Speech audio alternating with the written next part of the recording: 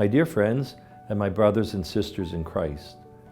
By now, you may know that on Thursday, July 16th, our Holy Father, Pope Francis, appointed me the next bishop of the Diocese of Cleveland.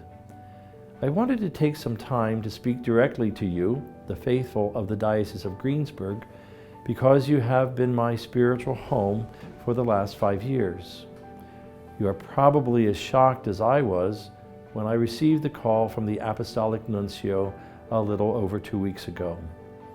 I'm truly sad to be leaving the Diocese of Greensburg. This will not be an easy transition for me. But once again, I believe that through the Church, God is asking me to move to a new place. I cannot say no to God's will for me. Your prayers will make the change easier.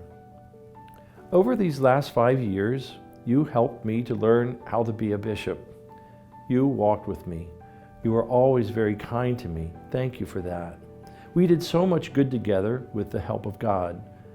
I know that God will continue to do good things for you as I now begin to call Greensburg my former home and Cleveland my new home. Remember that God is in charge of His church, and His ways are not often our ways. Still, all the time, He is constantly renewing our church and asking us to do our part in the process. I am especially grateful to my brother priests in Greensburg who worked with me so hard and so closely, our deacons, seminarians, and lay leaders. I also want to thank those very talented and hardworking women and men at the Pastoral Center who made me look much better than I actually am. I want to personally thank Monsignor Larry Kulik, our Vicar General, who worked beside me nearly every day since I arrived in Greensburg. I must also thank our Bishop Emeritus, Bishop Lawrence E. Brandt, for his graciousness, support, and wisdom over the years. I will never forget my time in the Diocese of Greensburg and the wonderful friends I have made here. You will always be close to my heart.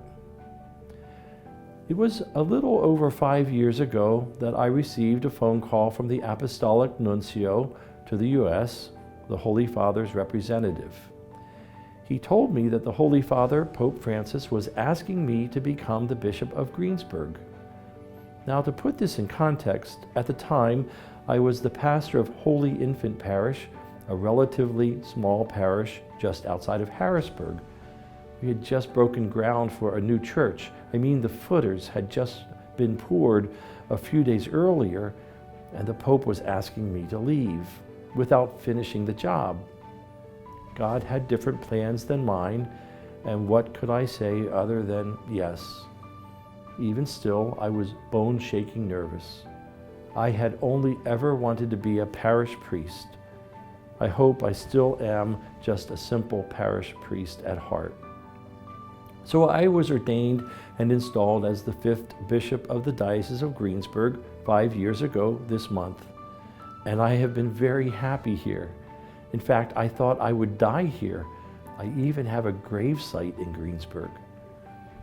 However, with every change comes new blessings.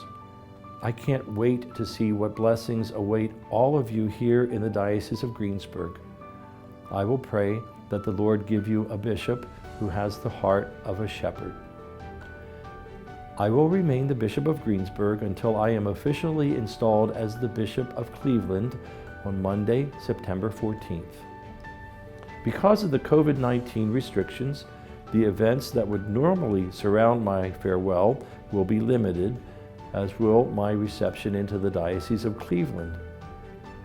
I hope that I have been a good bishop for you.